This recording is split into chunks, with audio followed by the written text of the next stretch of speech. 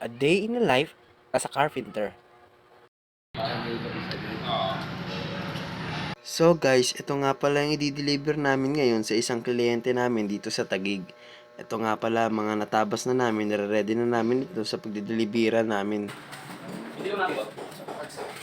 Eh, ganyan na ako kung ba? Ikaw ba? Bale yun nga mga kabuwak, naikarga na namin lahat ng mga i-deliver namin cabinet. Tara mga kabuwak, samahan nyo kami sa isang madugong kabitan na naman ng cabinet. Tara mga kabuwak, let's go! Bale, ito nga pala kami sa labas naghihintay ng permit para makapasok sa loob. Shoutout nga pala kay parang Melvin, isa sa pinakamalupit pa sa malupit. Kaso buwak yan eh, puro paipit eh. Siguro sa mga pumunta ko dito kasi kami Ay, buwak yun eh. Ayun o, flat ka perfect oh. Whew! bike. Tamang gala ka George ha. So yun guys, andito na pala kami sa site. So ito nga guys, pinapakita ko sa inyo yung area kung saan kami magkakabit ng modular cabinet. Kaya guys, sa mga gustong magpagawa, PM nyo lang po ako.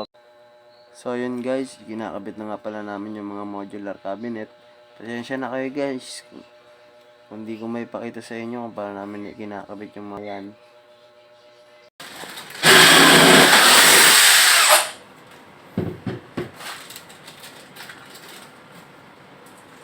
6 PM na pala to ng gabi. Pauwi na kami. Ginabi na naman ang mga kabuwak. Di nga pala namin natapos yung gawa namin mga kabuwak.